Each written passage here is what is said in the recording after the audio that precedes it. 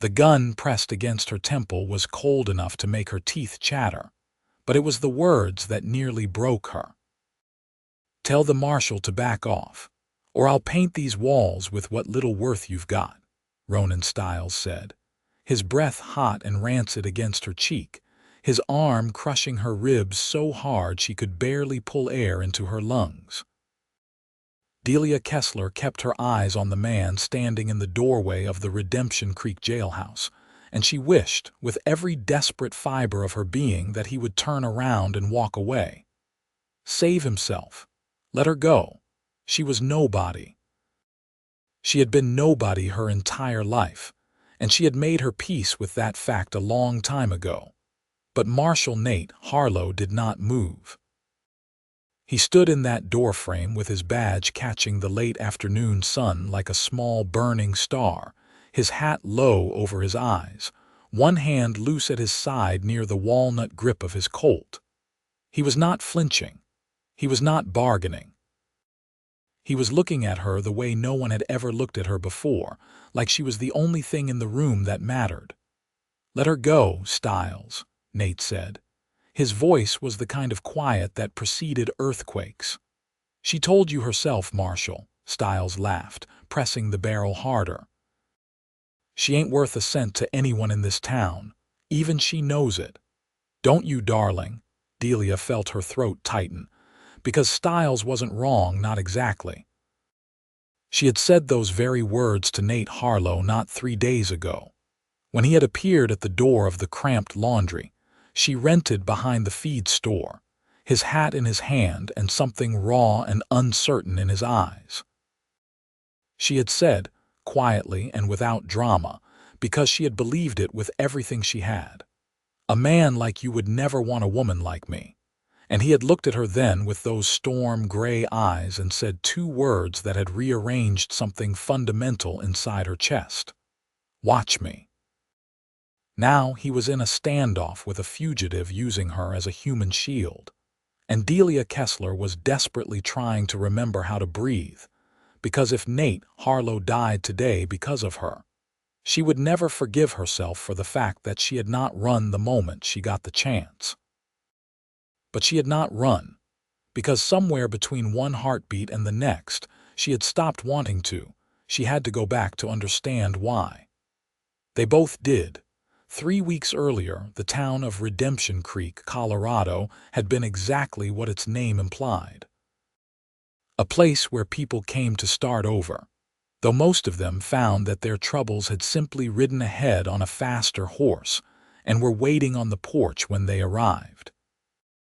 It was 1884, and the railroad had reached the edge of the county the previous autumn, which meant money was moving, and where money moved, so did men who wanted to take it from other men. Delia Kessler had arrived in Redemption Creek 14 months before that, with a carpetbag, $12.40, and a set of bruises on her wrists that she kept covered with long sleeves even in summer. She had come from Pueblo, where she had been married at 19 to a man named Clement Kessler, who had seemed charming and steady for approximately 4 months before revealing himself to be neither.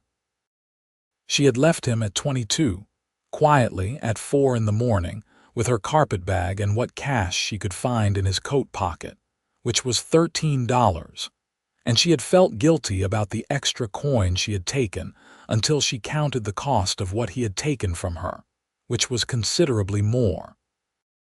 Redemption Creek had taken her in the way small frontier towns sometimes took in quiet, hard-working women, without fanfare, without curiosity, without warmth exactly, but without cruelty either, which was more than she had grown used to expecting. She had found the laundry work within a week. Mrs. Pamela Drury, who owned the establishment proper, had looked her over with sharp merchant's eyes and offered her a room behind the building and a fair wage, and Delia had said yes before the woman finished her sentence. She was good at laundry work. She was good at anything that required patience and silence and the willingness to put your hands into something difficult and work through it until it came clean. She did not make many friends. She was not unfriendly. She simply operated at a careful distance from everything, the way a person does when they have learned that closeness is the same thing as exposure, and exposure is the same thing as vulnerability, and vulnerability is the same thing as pain.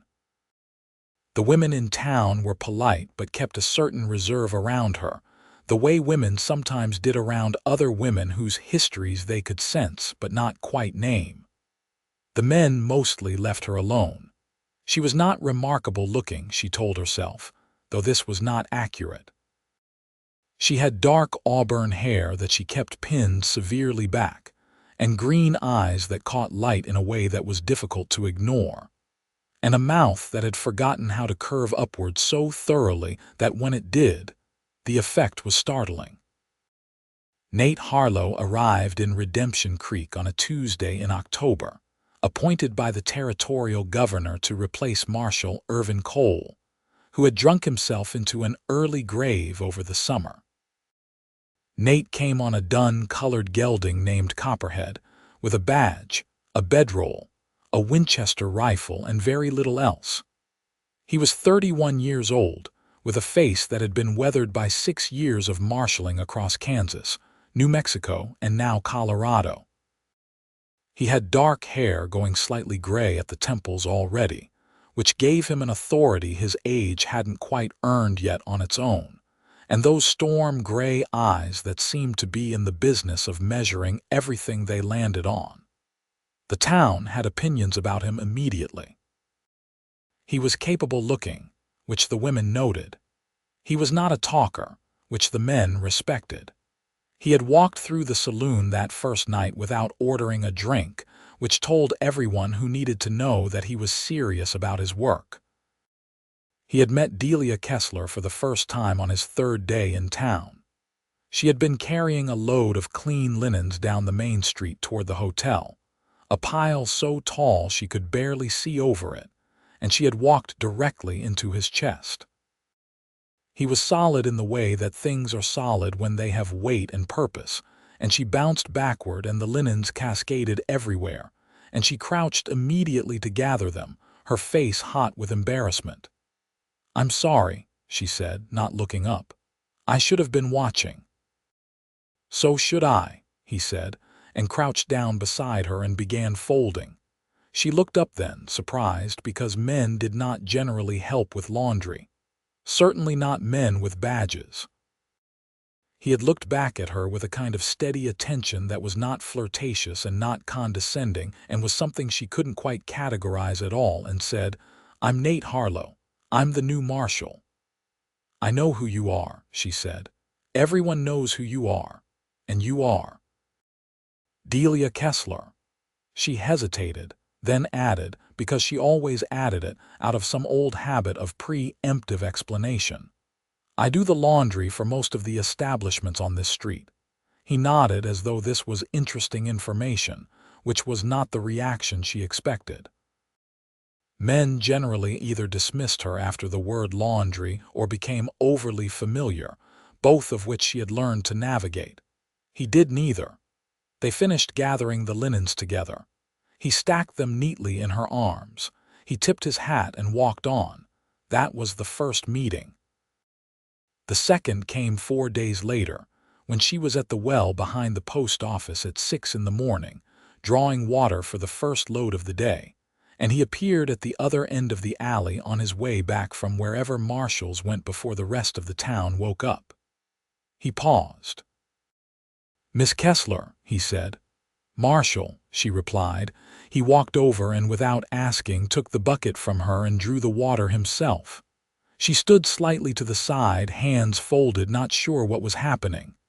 "You're up early," he said. "I'm always up early," she said. "The work starts before the town does." He handed the full bucket back to her.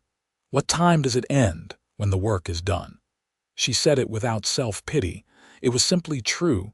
He looked at her for a moment with that measuring gaze. "You have anyone helping you? I manage fine on my own." "I didn't ask that," he said mildly. She looked at him properly then, studying his face for the angle, the motive, the thing that was hidden underneath the surface of the question. She had learned to look for hidden motives the hard way, and she had gotten very good at it. But she could not find one in his expression. He was simply asking. "No," she said. "There's no one." He nodded once. "I'll see you around, Miss Kessler," and he had walked on. The third meeting was the one that changed the temperature of everything. 2 weeks into his tenure as Marshal, Nate Harlow broke up a fight outside the Copper Penny Saloon that involved 4 cowboys, a broken bottle, and a misunderstanding about a card game. He managed it with minimal violence, which impressed most of the onlookers, though one of the cowboys had gotten in a good blow to his left cheekbone, before Nate persuaded him of the wisdom of a night in the jail.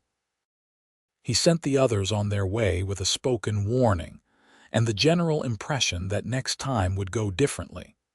The fight happened directly in front of the laundry's side window, which was how Delia saw it. She watched from behind the curtain the way she watched most things, from a safe distance. She had noted the careful way he moved, the way he positioned himself so that none of the men could get behind him, the way he used his voice first and his physical presence second and his authority third, and nothing else if he could help it.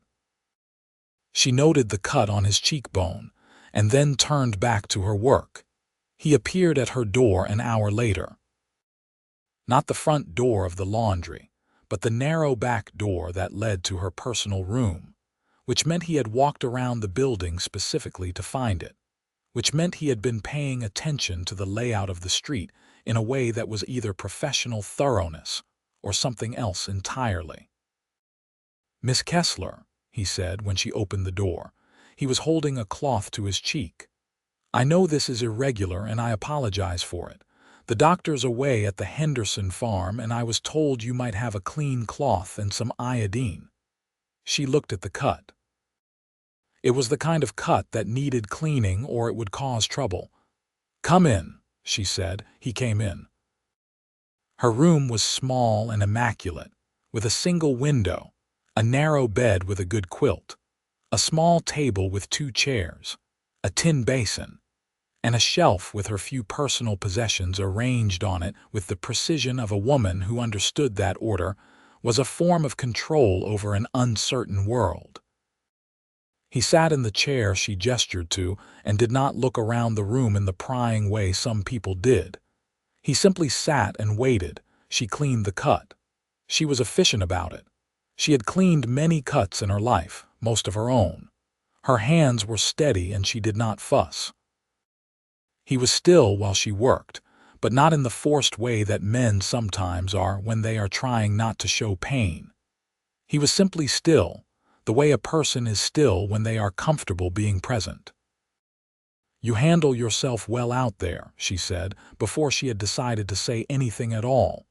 "I've had practice," he said. "You didn't hit any of them first." "That's not the job," he said, "or it shouldn't be." She pressed the iodine to the cut, and he drew a brief sharp breath through his nose. "Sorry," she said. "Don't be," he said. "It means it's working." She put the clean cloth in place and took a small step back. He was looking at her with that steady gray attention, and she suddenly felt the confined space of the room very acutely. "Thank you," he said. He didn't move immediately to leave. "Can I ask you something?" "You can ask." "How long have you been in Redemption Creek?" 14 months, she said. "You came alone." She met his eyes steadily. "I left alone," she said, which was different, and he seemed to understand the distinction without her having to explain it, because something shifted briefly in his expression. "Are you planning on staying?" he asked. She considered the question. "I don't have anywhere I'm planning on going," she said. "That's not exactly the same thing." He absorbed this. "No," he said. "It's not." He rose then, placing the chair back exactly as he had found it, which was a small thing that she noticed with a precision she almost couldn't account for. "I'll replace the iodine," he said. "You don't have to." "I know I don't have to," he said. I'd like to. He left. She stood in the middle of her small room for a full minute after the door closed, hands at her sides, and tried to identify the feeling that was sitting in her chest. She hadn't felt it in so long she almost couldn't name it. It was the beginning of being seen. She did not want to feel it. She pressed it down methodically, the way she pressed the wrinkles from a difficult cotton shirt, firmly and repeatedly until the surface was smooth.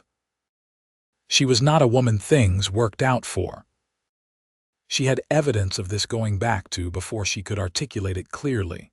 A childhood where she had been the quiet one, the one who didn't quite fit, the one whose mother meant well but was stretched so thin across her own survival that there was nothing left over for warmth. Then a marriage that had promised safety and delivered something that rhymed with it, but was fundamentally its opposite. Then 14 months of careful solitude that had cost her everything easy, but given her something she valued more than anything she could name. The certainty that she was all right on her own. She was not going to gamble that certainty on a pair of storm-gray eyes and the way a man put a chair back where he found it. She told herself this quite firmly. He came back 2 days later with the iodine, which was unremarkable. He came back the day after that to ask if she knew who owned the abandoned property at the edge of town, which was professional, she supposed. He came back the day after that with no discernible reason at all, simply arriving at her window at the end of the afternoon with 2 cups of coffee from Leona's eating house, and an expression that suggested this was a perfectly natural thing to do. She let him in. She didn't know why she let him in. She told herself it was because the coffee was hot and the afternoon was cold, and because refusing would require an explanation she didn't have. They sat at her small table and drank the coffee, and he asked her where she was from, and she said Pueblo, and he said he had been through Pueblo, and she said most people had. It was on the way between everywhere and everywhere else, and he had smiled at that, a real smile, the kind that reached his eyes and stayed there a moment past when most smiles would have faded, and her chest did something inconvenient. "What about you?" she asked, because she found to her own mild horror that she wanted to know. "Where are you from?" "Virginia originally," he said. "Left at 17. Went west." He said it simply, without the frontier mythology that some men layered around their origins like a costume. "Why did you leave?" He wrapped both hands around his coffee cup. "My father had very firm ideas about what his sons would do with their lives," he said. "I had different ideas, and this is what you came to." She meant the badge, the frontier, the dangerous work. "Eventually," he said. "After some detours." There was something in those words that was not the whole story. She recognized it because she spoke the same language of selective truth. She did not press. "You like it?" she asked. "The marshalling." He thought about this with an honesty that suggested he was actually considering the question rather than performing an answer. "I like that it matters," he said finally. "I like that, when I do it right, people can go about their lives without being afraid. That seems like a worthwhile thing to spend your time on." She looked at him across her small table in her small room and felt, with an urgency that alarmed her, the need to say something that would push him back to an appropriate distance. "You should find someone else to drink coffee with," she said. "There are plenty of women in this town who would welcome your company more suitably." He looked at her, unsurprised by this. "I'm drinking coffee with the person whose company I want," he said. "Marshal Harlow," she said carefully. "I appreciate the kindness, but you don't know anything about me. I know you get up before everyone else and work after everyone else has stopped," he said. "I know you left a situation that was hurting you and built something of your own from nothing. I know you cleaned a stranger's cut without flinching and refused payment and then refused to call it a kindness. Those aren't small things, Miss Kessler." She felt heat move up her throat. "They're ordinary things," she said. "Not to me." She set down her coffee cup with a small, deliberate click. "Why are you doing this?" she asked, and the vulnerability in the question cost her something real. "Doing what?" he said, though he knew. He absolutely knew. "This," she said, gesturing vaguely at the cups, the table, the space between them. "Whatever this is, you are the marshal of this town. You are respected here. You are the kind of man that women with proper situations and proper families aspire to. I am a laundry woman who left a marriage under circumstances I don't discuss and has $11.60 to her name and rents one room behind a commercial establishment. A man like you would never want a woman like me." She said it flatly. She said it the way a person states geography. "This is north. This is south. This is the canyon between your life and mine." He was quiet for one long moment. Then he said, "Watch me." And there was something in it that was not arrogance and not performance. It was simply a statement of intent, delivered with the same quiet certainty he brought to everything, the same bone-deep steadiness that she had been trying to resist since the first time he crouched beside her in the street and folded a clean sheet. She stood up. She said, "I think you should go, Marshal."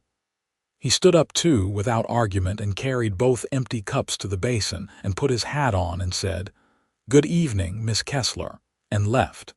She sat back down at her small table and pressed both palms flat on the wood and breathed. She was in considerable trouble. She went through the next week in a state of resolute practicality. She washed and pressed and folded. She delivered. She drew water. She slept badly and woke early and kept her chin up and her gaze forward, and tried not to look toward the marshal's office every time she passed it on the main street, which was several times a day, since the marshal's office was between the laundry and the hotel. She mostly failed at the not looking. He did not come back to her door. He had heard her when she asked him to leave, and he was honoring it, and she told herself this was good. This was exactly what she had wanted. She was grateful for his restraint. She was absolutely not disappointed by it. She was deeply disappointed by it. On Thursday of that week, she delivered linens to the Copper Penny Saloon, which she did once a week, supplying the establishment with clean bar cloths and the small curtain panels behind the bar. The Copper Penny in the afternoon was a quieter version of its nighttime self, smelling of sawdust and spilled whiskey, a few early drinkers at the far end of the bar. Cyrus Webb, who owned the place, was behind the bar and was in a talkative mood. "You hear about the Styles gang?" He asked her while she counted the clean cloths onto the bar. She had not heard. She said so. Cyrus leaned on his elbows with the enthusiasm of a man who enjoyed news. "Ronan Styles and his boys hit the rail company's payment office in Fletcher Crossing last week," he said. "3 men killed. The Styles gang has been working this part of Colorado for 2 years and never been caught. Word is they're heading this direction." He paused significantly. "Your marshal's going to have his hands full. Your marshal." She noted the phrasing and said nothing about it. "They're dangerous men." She asked. "Dangerous and smart," Cyrus said. "Ronan Styles used to be a territorial lawman himself back in New Mexico. Knows how marshals think. Knows how to stay ahead of the law because he knows exactly how the law works." She thought about this on her way back to the laundry. She thought about Nate Harlow and a man who had been a lawman himself and had turned it inside out into something dark and dangerous. She thought about hidden motives and dark pasts, and the way that what a person had been could be weaponized by someone who knew how to look. She was not worried about Nate Harlow. She told herself this very firmly. She was extremely worried about Nate Harlow. On Saturday evening she passed the marshal's office and the window was lit, and without making a conscious decision about it, she stopped. She could see him through the window, sitting at his desk, paperwork in front of him, jacket off, collar loosened. One hand pressed to his forehead in the attitude of a man dealing with something complicated. She stood on the boardwalk in the cooling October air and looked at him for precisely long enough to understand that she was going to stop fighting this. And then she walked in. He looked up. Something in his face changed quickly and settled into that careful steadiness that she was beginning to recognize as him keeping himself in check. "Miss Kessler," he said. "I brought you something from Leona's," she said, and set the small wrapped parcel on the edge of his desk. Leona's eating house closed at 7, and she had stopped in on the way past and bought a meat pie that was almost certainly more than she should have spent. She looked at the parcel and nodded at him. "You didn't have to do that," he said. "I know I didn't have to," she said. "I'd like to." She used his exact words from a week ago deliberately, and she heard the small breath he took. "Sit down," he said. "Just for a minute," she said, and sat. The marshal's office was spare and functional, with a gun rack, a heavy oak desk, 2 chairs in front of it, a cot in the corner, and a pot-bellied stove that was doing good work against the October chill. A large territorial map was pinned to the wall behind his desk, with various marks and annotations on it in his precise handwriting. She looked at the map and said, "Is that where the Styles gang has been operating?" He looked at her sharply. "Where did you hear about that?" "Cyrus Webb." He exhaled slowly, which told her more than words would have. "Cyrus Webb talks more than a town crier," he said. "Is it true?" "That Styles was a lawman," Nate said with a weight on the word. "Territorial deputy in New Mexico. He was let go 6 years ago for using his position to extort merchants and ranchers. Decided that if he was going to take money that wasn't his, he might as well do it without a badge slowing him down." He looked at the map. "He's clever. He knows how law enforcement thinks and what resources we have, which is what makes him dangerous. He's heading this direction," she said. It was not a question. Nate looked at her directly. "I don't want you to worry about that," he said. "I'm not worried," she said, which was the opposite of true. "I just think you should know that people in town are talking about it and some of them are frightened." "I know," he said. "I'm working on it." She looked at the meat pie still wrapped on his desk. "You should eat that while it's warm," she said. "Will you stay while I do?" he said. She opened her mouth to say no and said yes instead. He unwrapped the parcel and ate the meat pie with genuine appreciation, and they talked. They talked about the town, about the families he was getting to know, about the railroad, and what it was going to mean for the region, about the Henderson family at the farm where the doctor had gone that first night, whose youngest child had been very ill but was recovering. They talked about none of the things that were actually between them, but they were in the room with all of them, sitting at his desk with the stove crackling and the October wind pushing at the windows.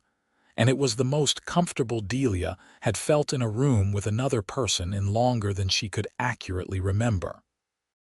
When she stood to go, he stood too and walked her to the door and stood in it while she went down the step to the boardwalk. "Delia," he said. It was the first time he had used her given name.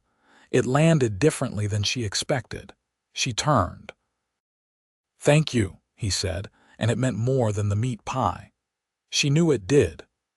"Good night, Marshal," she said, and walked back up the street. She did not sleep well again that night, but for entirely different reasons than usual. The following week was a careful dance of proximity. He came to the laundry window in the morning with coffee twice.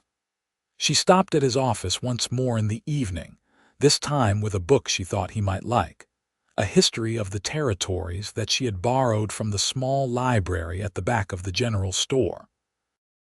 He looked at it with the pleasure of a man who actually read, which delighted her in a way she kept strictly private.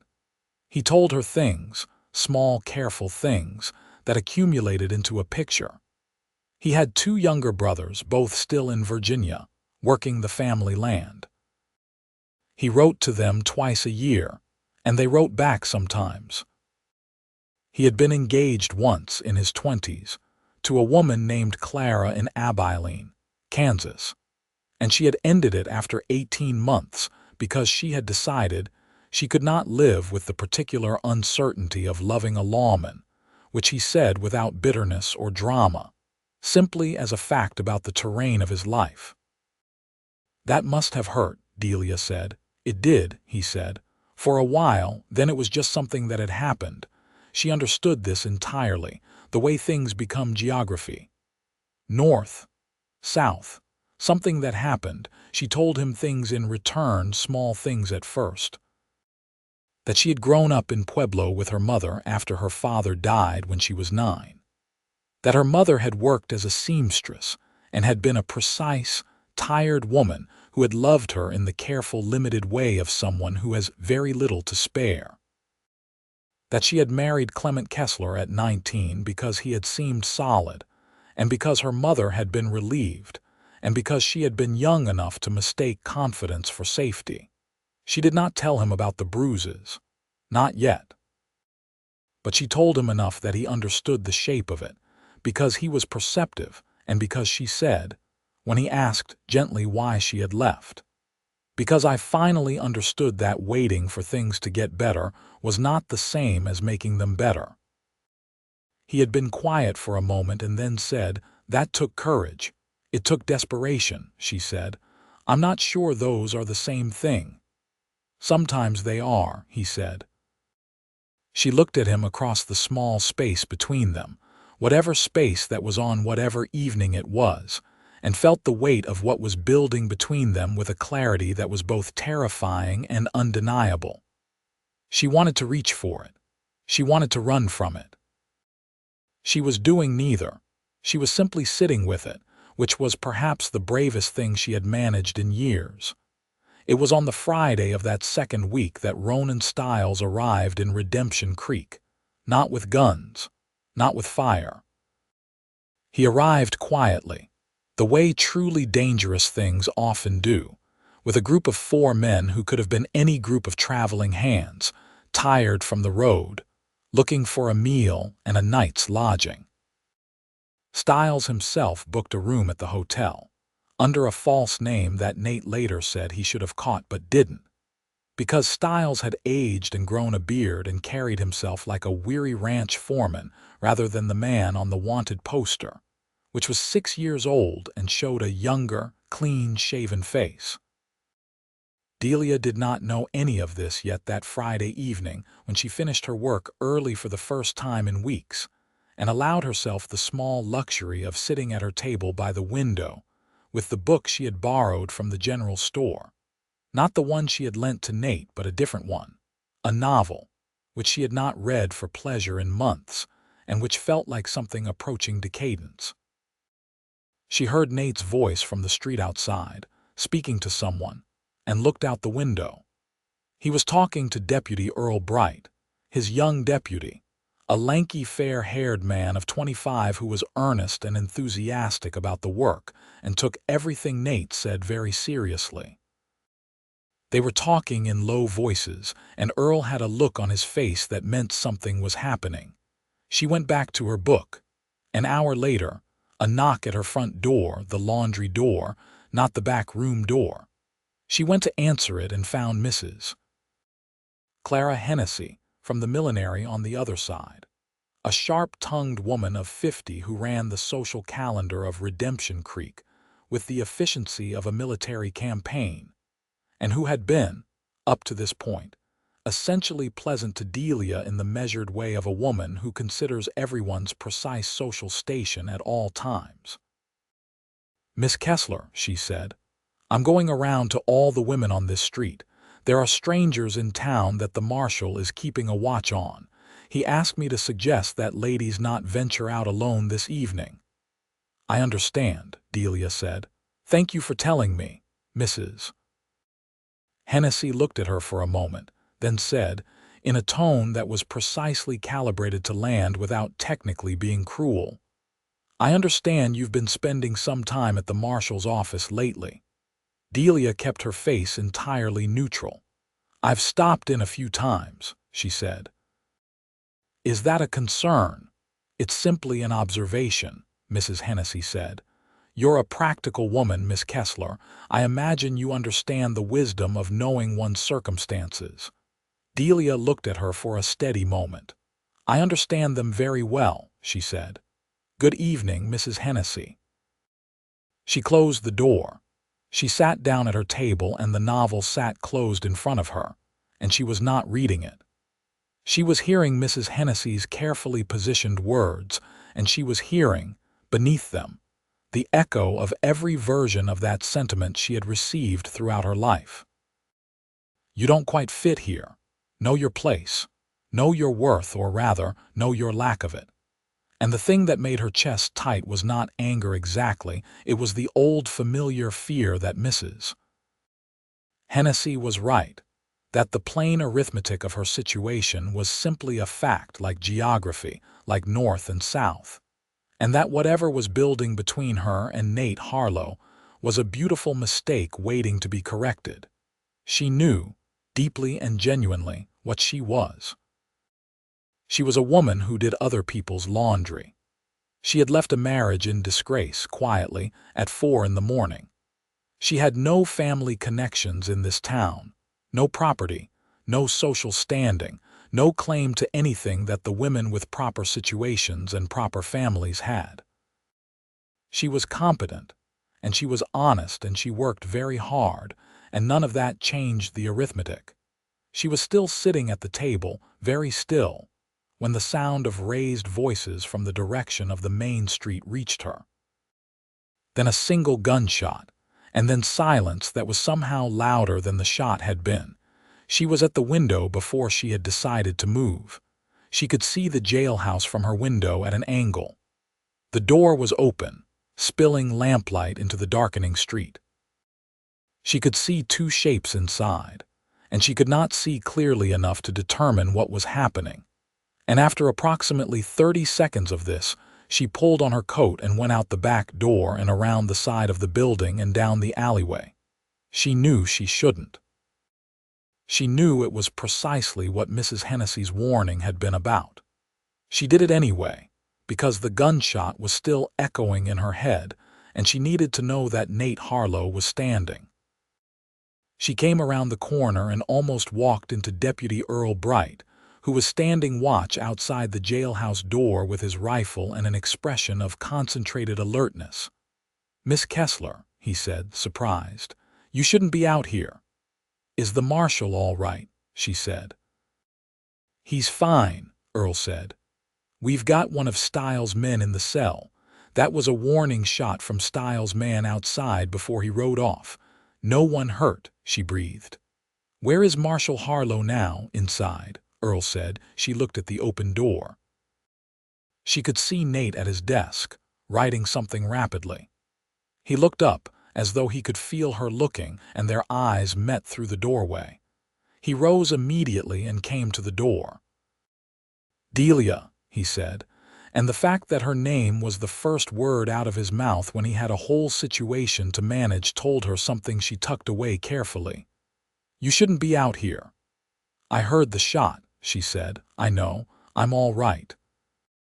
He looked at her in the lamplight, and something in his face was more open than usual, the kind of openness that crisis creates, burning away the careful management of expression. "Go home," he said, gently. "Lock the back door. I'm going to be working through the night, but I'll come by in the morning." "All right." She wanted to say, "I'm not sure this is all right, any of it." She wanted to say, "I sat at my table tonight listening to a woman tell me politely that I should remember what I am, and I'm having some difficulty disputing her arithmetic." She wanted to say, "I'm frightened, not just of the Styles gang, but of how frightened I was when I heard that shot." She said, "All right, be careful." His hand came up and his fingers touched her arm briefly through her coat sleeve, the first time he had touched her deliberately since the medical context of the iodine, and even through the wool she felt it like a small current. "I will," he said. "Go." She went. She was back in her room with the door locked before she allowed herself to feel the full weight of what the last hour had rearranged inside her. She was in love with Nate Harlow. She had been in love with him for some time, probably since the morning at the well, possibly since the afternoon in the street with the linens. She had simply been refusing to call it by its name, the way a person sometimes stands right in front of a very bright light and insists they cannot see it because looking directly at it is frightening. She was terrified. She pressed her palms flat on the table. She breathed. Then she went to bed, and this time she slept, because she had been carrying something heavy for weeks and setting it down, even temporarily, even into the uncertain territory of acknowledgement, was a relief. In the morning, Nate came. He looked like a man who had not slept, which he had not, but he was steady and focused, and he sat at her small table and accepted the coffee she made on her small stove and told her what had happened. Styles had 3 of his men still at large. The one in the cell was a younger man named Archie Pell who was scared enough to be cooperative. And from him, Nate had learned that Styles' target in Redemption Creek was the railroad company's payment office, which had recently received a significant sum to cover wages for the winter construction crew. The payment was being held temporarily at the back of the Redemption Creek Bank. "Styles is still in town?" she asked. "I believe so," Nate said. "He's careful. He won't move until he has a plan and an angle." He looked at his coffee. "I've sent for additional deputies from the county seat. They'll be here in 2 days, possibly 3 given the roads. And until then, Earl and I manage," he said. There was no drama in it. It was simply the situation and the intention laid out with the same practical directness he applied to everything. She looked at him across the table. "Nate," she said, using his given name for the first time deliberately, and watched him register it. "Yes," he said. "I want to tell you something," she said. "About Clement." He became very still. "I told you I left," she said. "I told you why, more or less." "I didn't tell you." She stopped. She flattened her hands on the table. She continued. "He was not a good man. He was charming for a short time, and then he was not. He used his size as a weapon in the way that some men do, and he used words as a weapon too, which I found in some ways harder to recover from. The words convinced me that he was right about what I was, about what I was worth." She lifted her eyes to his. "I'm telling you this not because I want your sympathy, but because you should understand why." She stopped again. "Why what?" he said very quietly. "Why it is very difficult for me to believe the things I believe I might be starting to believe," she said, which was not graceful but was absolutely honest. He set down his coffee cup and reached across the table and put his hand over hers, warm and present and steady. "What things?" he said. She looked at his hand over hers. She breathed. "That you mean it," she said. "That when you say watch me, you mean it and not something that looks like it from a distance." "I mean it," he said.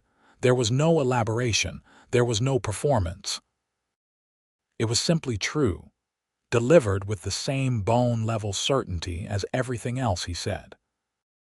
She turned her hand over under his, and they held hands across her small table in the early October morning with the stove and the light and the sounds of Redemption Creek beginning to wake up outside. And she felt something very old and very tightly wound in her chest begin, slowly, to loosen. "Now," he said after a moment, "I want you to be very careful while this situation with Styles is unresolved. Don't be out alone after dark. Don't." "I understand," she said. "I need you to take it seriously, Delia," he said. "Styles is the kind of man who uses leverage, people, situations, anything he can get his hands on. It's how he thinks." She heard the weight in this. "All right," she said. "I'll be careful." He squeezed her hand once, and then released it, and straightened, and became Marshal Harlow again, which she found both admirable and slightly frustrating. The next day and a half were tense in the particular way that waiting for something bad is tense. Nate was visible in town, deliberately so, a show of presence and authority. Earl Bright made rounds every hour. The bank had extra security. Nate had identified the hotel room Styles was using and had a discreet watch on it, but Styles was careful and made no obvious moves. Delia worked. She was meticulous about it, because work was how she managed everything, and the methodical physicality of the laundry was genuinely useful for a mind that needed occupation.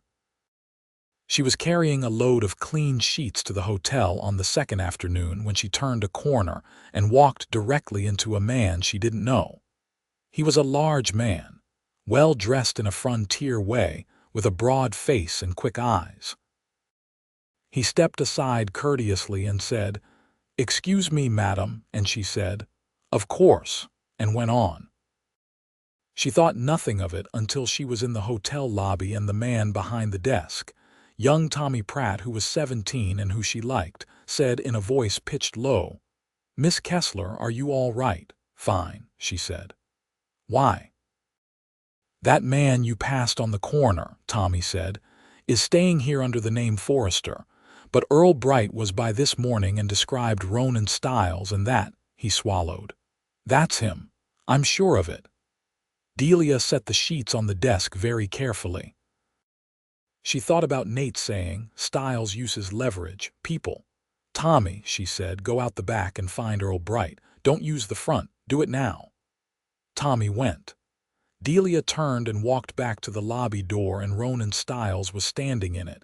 He was smiling. It did not reach his eyes. "Miss Kessler," he said pleasantly, as though they were acquaintances. "I was hoping we might have a conversation." She understood in that moment, with the clarity of someone who had spent years reading the atmosphere of dangerous situations, that she had two choices. She could scream, or she could stay very calm and buy time for Tommy to reach Earl, who would reach Nate.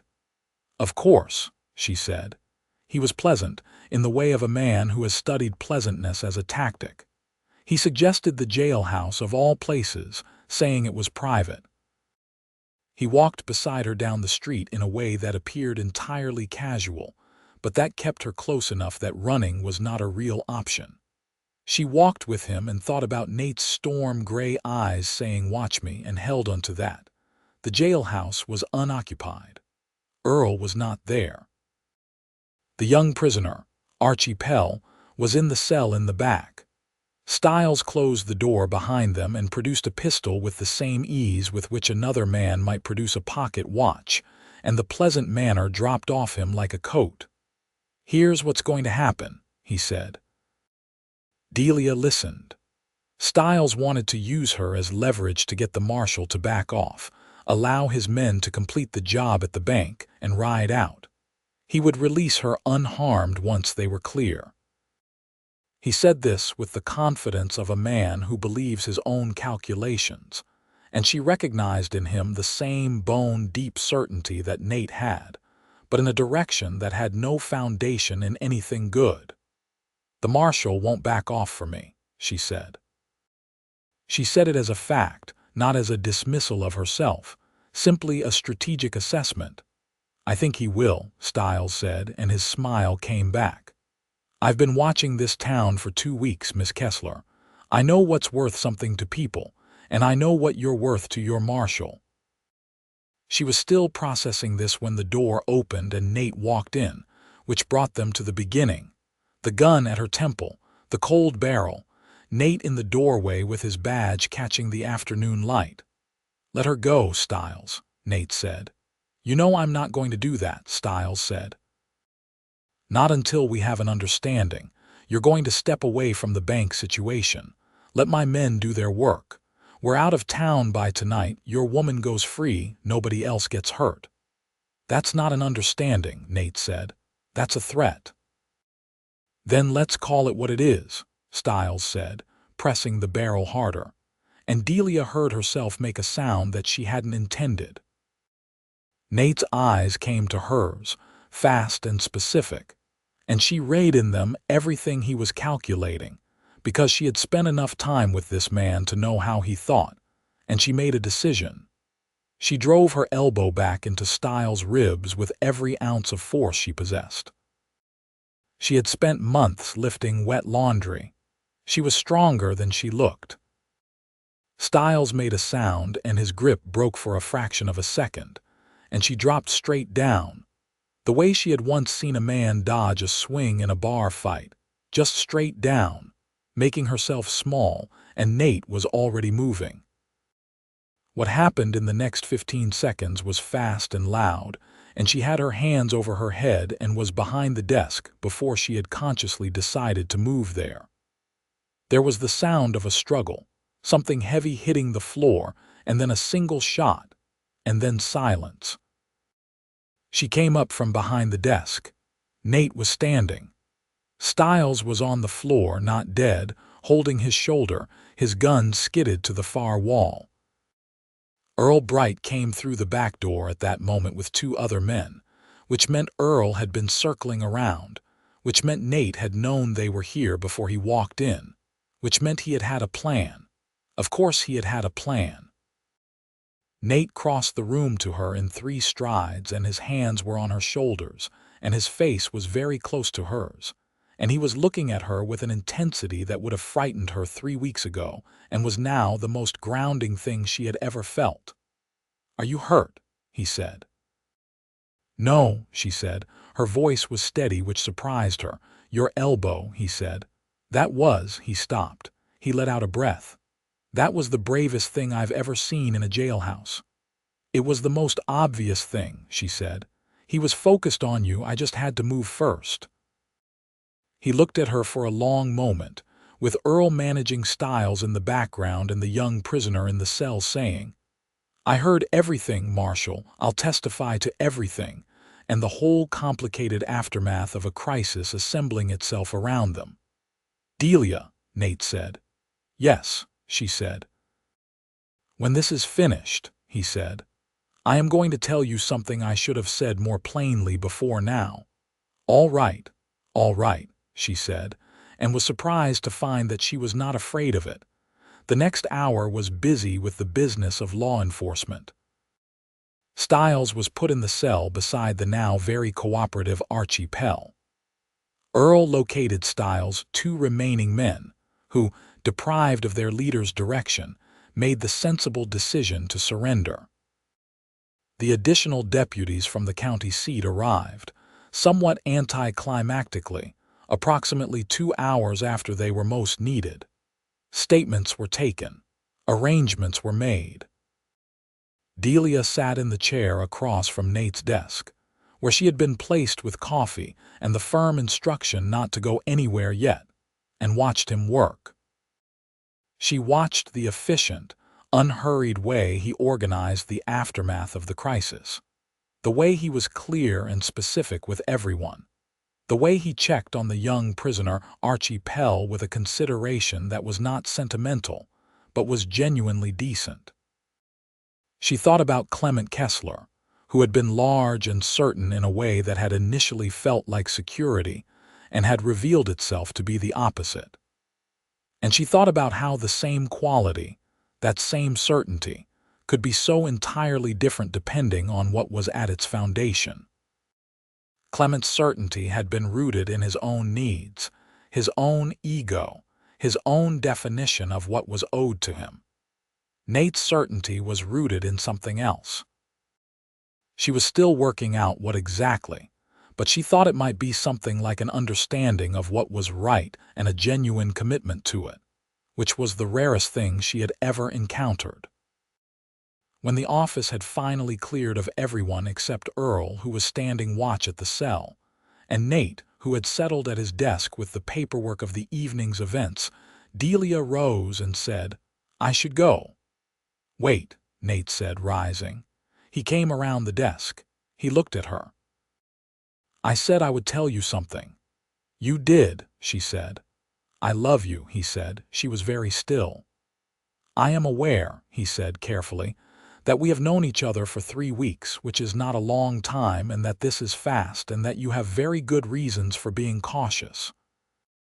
I am not asking you for anything right now except to know it. I love you. I have been falling in love with you since the morning at the well, or possibly since the afternoon with the linens. I am honestly not certain which. I love the way you think and the way you work, and the way you are honest even when honesty is uncomfortable, and the way you held perfectly still just now in a situation that would have broken most people. And then you drove your elbow into a man's ribs with absolute precision. He paused. I love you. You can do with that whatever you need to. She looked at him for a long time. The lamp on his desk threw warm light. Through the window, Redemption Creek was settling into its evening sounds. She could hear the distant music from the copper penny and a horse somewhere and the wind. I'm not very good at this, she said, at believing things that seem too good. I know, he said. I'm going to need time to learn how to do it, she said. I have time, he said. I have as much time as you need. She crossed the small distance between them and reached up and put her hand very briefly against his cheek, where the cut had been, where there was now just a small scar that was already fading. He put his hand over hers and held it there. I love you too, she said quietly, into the lamp-warm space between them. I believe I have been trying very hard not to for several weeks. He smiled then, and it was the same smile that reached his eyes and stayed, and she felt the last of that old wound in her chest acknowledge that it was healing. He kissed her. It was careful and warm and unhurried, the way he did everything, and she stood on her toes and kissed him back with everything she had been keeping at a careful distance for weeks. And it was, she thought, the most honest thing she had done in years. Earl Bright from the back room said loudly, I'm going to go check on the horses, and walked out the back door very deliberately, which made both of them laugh, and the laughter was as good as the kiss. The weeks that followed were, Delia thought later, the kind of weeks that she had not known were possible. Not without difficulty, not without the adjustments and negotiations that happened when two people who had each built themselves into self-sufficient fortresses, slowly, began learning the logistics of letting someone else inside. But with a quality of goodness that was so consistent, it eventually became the background, the baseline, the thing she woke up expecting. Nate courted her properly.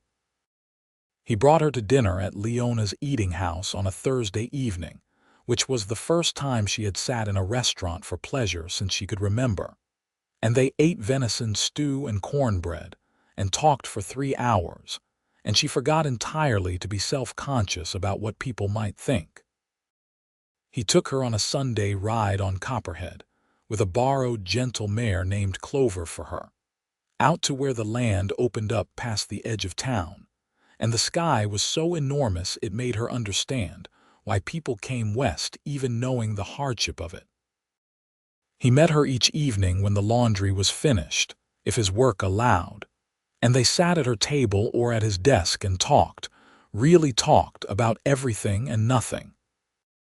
He told her about his brothers, about Virginia, about the first time he had pinned on a badge in Kansas at 24, and how responsible and frightened he had felt simultaneously, and how he had managed both by deciding that frightened was simply information, not an instruction.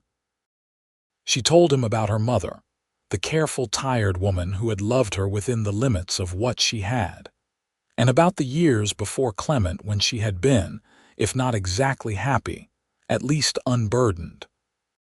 She told him about leaving at 4 in the morning, and how the first gray of dawn over the road had looked like a door opening rather than one closing. He listened to all of it the way he did everything, with full attention, and without trying to fix it or minimize it or redirect it into something more comfortable. Mrs. Hennessy had something to say about it, of course. She said it to several people, loudly enough to reach Delia's ears through the social circuitry of a small town. She said it was inappropriate and that the marshal could surely do better. Nate heard it too.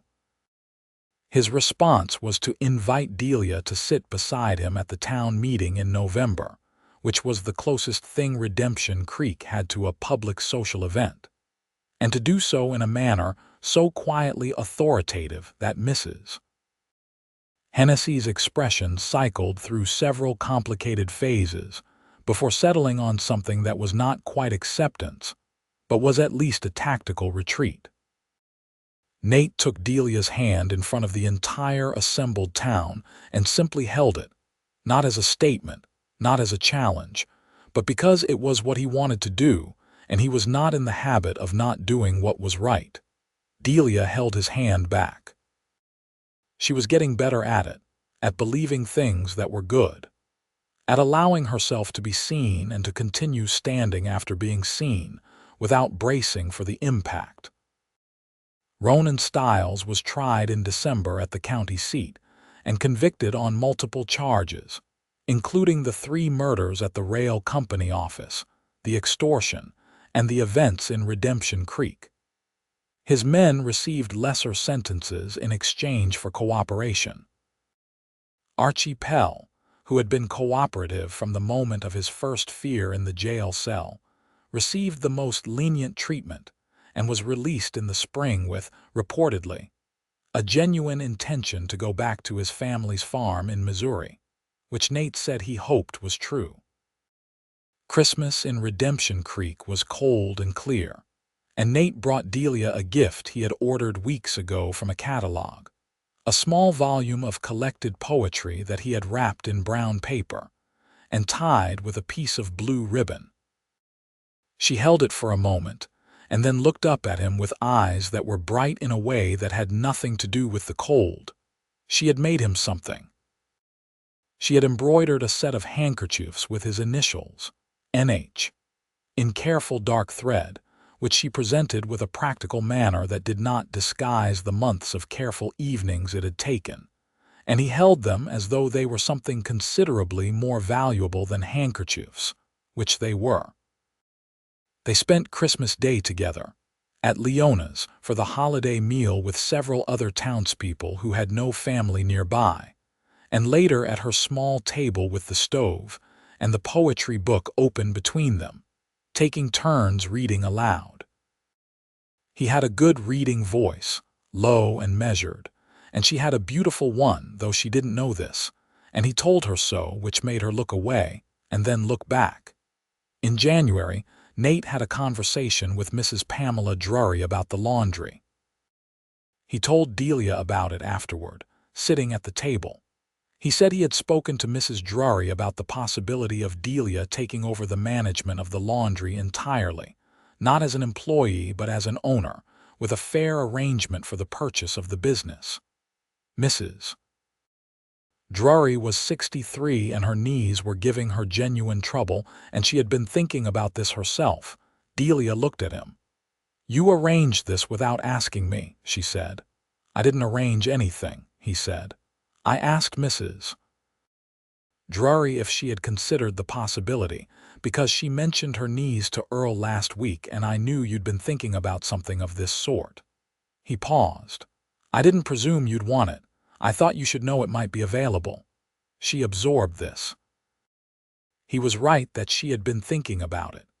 She had been thinking, with the cautious arithmetic of a woman who had built her financial self-sufficiency from almost nothing, about what it would mean to own rather than rent, to build something rather than maintain someone else's investment. The idea of it was large and a little frightening. "What would I do it with?" she said. "I have savings, but not enough." "I have some money set aside," Nate said carefully. She looked at him very directly. "I'm not suggesting anything improper," he said, in the measured tone of a man who has thought about how to say this. "I'm suggesting something extremely proper, in fact." He reached into his jacket pocket and set something on the table between them. It was a ring. Small and plain and beautiful. A single small stone set in a band of gold that was not extravagant, but was entirely right. He had ordered it from the jeweler in the county seat 3 weeks ago, which she calculated later meant he had ordered it before Christmas, which meant he had been carrying it in his jacket for weeks. She looked at the ring for a long time. "Delia," he said, "I am not asking you to be less than you are. I am not asking you to give up anything you've built. I am asking if you would be willing to build something with me, which I understand is a different and more complicated proposition, and I will understand completely if you need time to think about it." She looked at him. She looked at the ring. She thought about 4 in the morning and a door opening. She thought about north and south and the way that geography changes when you have someone to read the map with. She picked up the ring. "Yes," she said. He exhaled and looked at her and smiled, slow and real and completely unpracticed. She held out her hand, and he put the ring on her finger and it fit, because he had been paying attention to everything about her from the beginning, which she supposed she should have known. They were married in March, a practical ceremony at the small Redemption Creek Church, with Earl Bright as witness and Mrs. Pamela Drury in the first pew crying steadily throughout. Even Mrs. Hennessy attended, and she said afterward, with a kind of reluctant grace that was the best she could manage, that the Marshal had made a fine choice, which was not everything but was more than Delia had expected, and she accepted it as such. They moved into the house that Nate had been renting on the north side of town, which was larger than her room behind the laundry, and which had a real kitchen and a proper parlor, and a bedroom with a window that looked out toward the mountains. She brought her quilt, which was the one personal thing from her previous life that she had always loved, and laid it on their bed, and it looked right there. Delia purchased the laundry from Mrs. Drury over the summer, with the money she had saved, and with the loan that was now shared between her and Nate as a married couple's undertaking.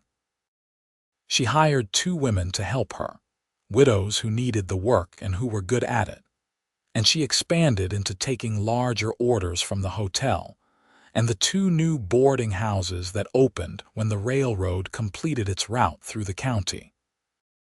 The business grew solidly, the way things grow when they are properly tended, and by the end of the year she was paying the loan down ahead of schedule. Nate continued his marshalling. There were smaller matters, disputes and drunks and the occasional serious situation, but nothing on the scale of the Styles crisis. He was good at the job in the deep way that some people are good at things they were meant for. The town trusted him. She trusted him. She woke up every morning next to someone she trusted completely, which she had once believed to be an experience that was simply not available to her, like certain kinds of weather or certain kinds of light. She was learning, one day at a time, that she had been wrong. By the following spring, she was expecting their first child, and she told Nate on an April evening after dinner, sitting in the parlor with the good oil lamp burning and the mountain light fading through the windows. She told him plainly, because she was learning that plainness with him was always better than anything managed or protected. He was very still for a moment, and then he stood up and pulled her to her feet and held her with an uncomplicated joy that she pressed her face into and allowed herself to feel entirely. "A boy or a girl," he said, which was not a rational question but which she understood completely. "I have no idea," she said. "It doesn't matter," he said. "No," she said, into his shoulder. "It doesn't." Their son was born in late November of 1885 after a difficult but ultimately successful labor that left Delia exhausted and deeply satisfied. He was a broad-shouldered, serious-faced baby who looked at the world from the first hours of his life, with an attention that reminded Delia of his father in a way that made her throat tight with something that was not sadness. They named him Samuel James Harlow. Sam, almost immediately.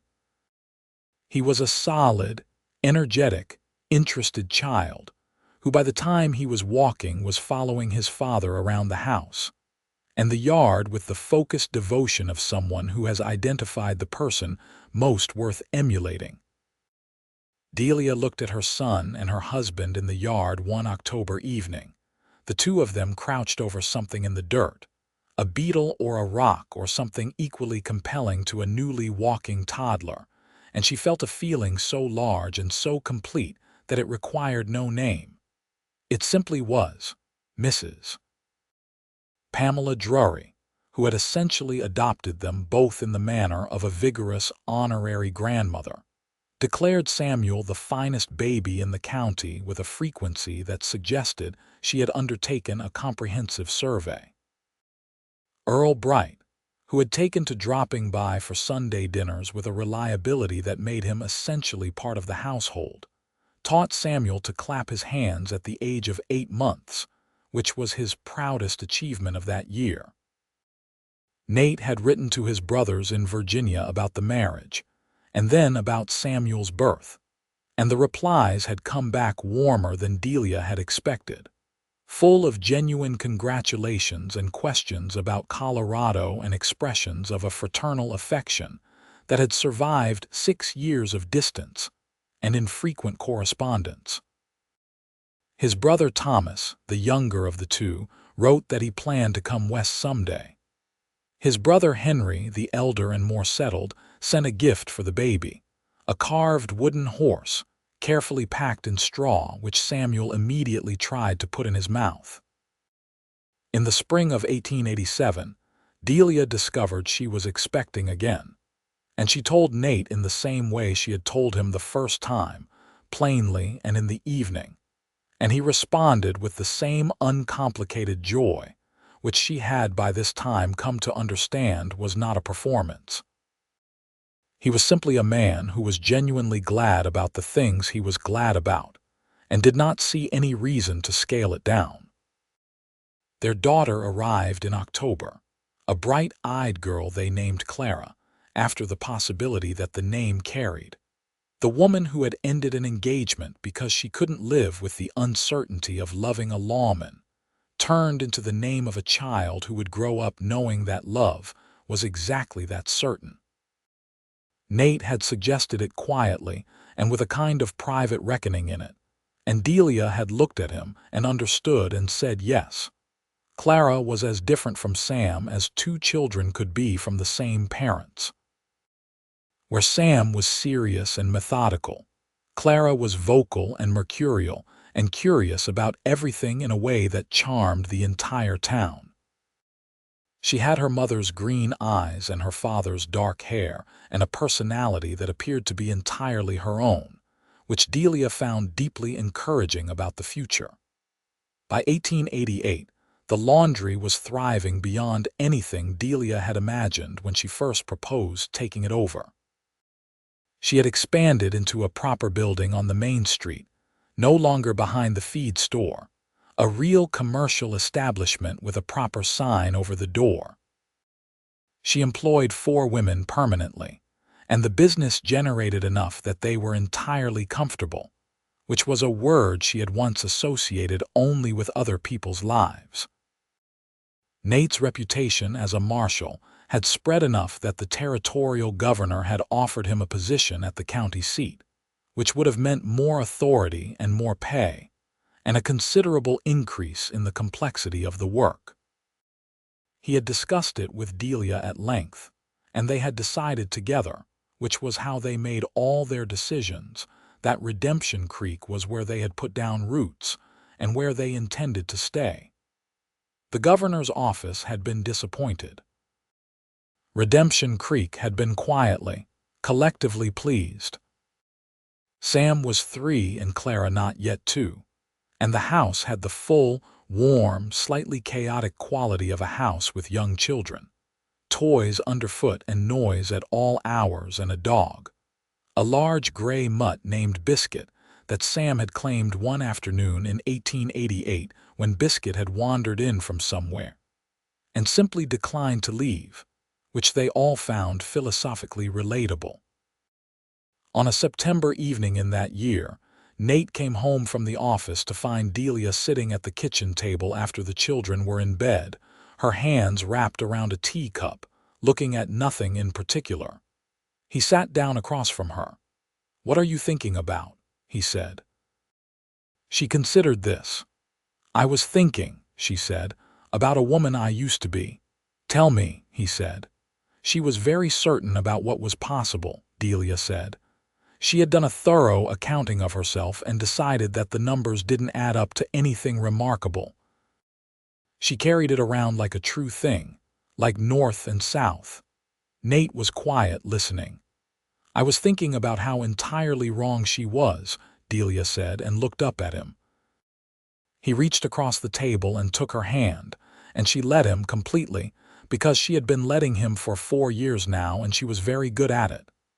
She was doing the best she could with what she had, he said. She was, Delia agreed. But she was wrong. He brought her hand up and pressed his lips to her knuckles, which was something he had always done, a quiet and consistent gesture of tenderness that she had never gotten entirely used to in the best possible way. "What are the numbers now?" he said. She thought about it. She thought about Samuel asleep in his bed upstairs, dark-haired and serious, a small mirror of his father. She thought about Clara asleep in her crib, bright-eyed even in sleep. She thought about the laundry and the new sign above the door that said Kessler Harlow Commercial Laundry, which she had insisted on keeping her name in, and which Nate had agreed to without a moment's hesitation. She thought about Sunday dinners and Earl Bright, and the carved wooden horse from Virginia, and the quilt on their bed, and the mountain light through the window every morning. She thought about a cold October afternoon in a jailhouse doorway, and a man with a badge and storm-gray eyes who had not moved. "The numbers," she said, "are considerably better than I ever calculated they could be." He smiled. That same real smile, the one that reached his eyes and stayed. She squeezed his hand. This man who had stood in a doorway and said, "Watch me." This man who had crouched in the street and folded a clean sheet without being asked. This man who had shown her, quietly and consistently and over thousands of ordinary moments, that the arithmetic of a life could be entirely recalculated when you stopped doing it alone. "Nate," she said. "Yes," he said. "I love you," she said. She still meant it every single time with the same precise, specific weight she always would. "I know," he said. "I love you too," he paused. "I have from the morning at the well, or possibly since the afternoon with the linens. I am honestly still not certain which." In the spring of 1890, Delia discovered she was expecting for the 3rd time, and she told Nate, plain and direct, at the kitchen table. And he stood up and pulled her to her feet and held her exactly as he always did, with the same uncomplicated and enormous gladness, and she pressed her face into his shoulder and felt that feeling again, the one too large to name. Their second son arrived in the autumn, healthy and loud, and immediately opinionated. They named him William Thomas Harlow, William for no one and Thomas for Nate's brother, and they called him Will from the first day. And he was from birth exactly the kind of person who was going to require a great deal of energy and patience and love, all of which were abundantly available in the house on the north side of Redemption Creek. Sam was 5 by then, and took his role as older brother with a seriousness that was deeply characteristic, presenting the new baby with a formal inspection and declaring him acceptable, which made Nate have to leave the room briefly to compose himself. Clara, at 3, was simply delighted by the new arrival and attempted to share her wooden horse with him at the earliest opportunity. Earl Bright, who had become entirely indispensable and had by now found a sweetheart of his own, a steady young schoolteacher named Helen Forbes, who had come to Redemption Creek in 1888, and whom he had been nervously courting for 18 months, announced his engagement in the same week that Will was born, which meant there was a great deal of celebration compressed into a very short time, which suited Redemption Creek's disposition entirely. Nate and Delia sat together on the porch of their house one evening in November of that year. The three children settled for the night, the town quiet, the mountains dark against a sky full of stars, and they were simply present together in the way they had learned to be, without anything needing to be said, and with everything understood. She leaned her head against his shoulder. He put his arm around her. The stars over Colorado were extraordinary in November, cold and clear, and so numerous they seemed to press down toward the earth as though trying to get closer to whatever was happening below them. Delia looked up at them and thought about distance and proximity and the long arithmetic of getting here from there. "Do you ever think about what you would have done differently?" she asked. He considered it seriously. "There are things I would have done earlier," he said. "I should have told you plainly what I was feeling sooner. I was being careful with you, but I think sometimes I was so careful it read as uncertainty." "No," she said. "It read as respect, which is not something I had much experience with. It took me a little while to recognize it. And me." He said, "Do you think about what you would have done differently?" She thought about it. "I might have driven my elbow into Ronan Styles' ribs sooner," she said. He laughed, surprised and genuine, and she felt it through his shoulder against her cheek, and she was laughing too, both of them on the November porch under the extraordinary stars. "I think," she said when the laughter settled, "that I wouldn't change anything. The hard parts were necessary. They made me careful enough to recognize something good when it stood still in a doorway long enough for me to see it clearly." He pressed his lips to the top of her head, slow and warm. "I stood very still," he said. "You did," she said. "You were very patient." "You were worth patience," he said simply. She closed her eyes. She listened to the night sounds of Redemption Creek, the town she had arrived in with a carpet bag, and $12.40, and a set of bruises, and a very precise accounting of what she was worth, which had turned out to be as wrong as any calculation she had ever made. The mountains were there in the dark beyond the edge of town, massive and permanent and entirely indifferent, the way geography is. The stars were doing their ancient business overhead. The three children slept in the house behind them, small and warm and certain in the way of children who have never had any reason to learn otherwise. And that certainty was itself a kind of legacy, a thing handed down, a correction. She was not a woman things worked out for. She had believed this for so long that it had acquired the character of fact. She was, it turned out, precisely a woman things worked out for. The accounting had simply been wrong, and the correction had come in the form of a man in a doorway who would not be moved. "Watch me," he had said. She had watched. She was watching still. She intended to keep watching for a very long time.